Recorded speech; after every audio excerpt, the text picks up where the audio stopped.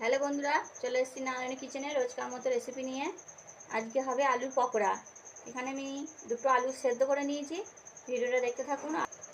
এখানে কোচানো পেঁয়াজ, কোচানো লঙ্কা দিয়ে দেবো, 1 চামচ বেসন দেবো, 1 চামচ ধনের গুঁড়ো, 1 চামচ লঙ্কার গুঁড়ো, পরিমাণ মতন হলুদ, স্বাদ মতো লবণ করে সব মিশিয়ে মাখিয়ে নেবো। হয়ে গেছে, আমি হাতে একটু তেল মাখিয়ে নিচ্ছি। এই আলুর পকোড়া কিন্তু চা কফির সঙ্গে যার সঙ্গে খান না কেন খুবই ভালো লাগবে। আমি এরকম করে লম্বা লম্বা শেপ দিচ্ছি, আপনারা চাইলে গোলও শেপ দিতে পারেন।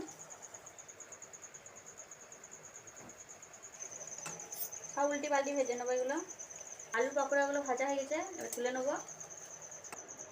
এরকম আলুর পকোড়াটা কমপ্লিট হয়ে গেছে। এই ভিডিওটা যদি ভালো লাগে একটা লাইক সাবস্ক্রাইব করে দেবেন, কমেন্ট করে জানাবেন কেমন হয়েছে। ভালো থাকবেন, সুস্থ থাকবেন, দেখা হবে নতুন কোনো ভিডিও নিয়ে। আর এটা চা কফির সঙ্গে যার সঙ্গে খান না কেন খুবই ভালো লাগবে।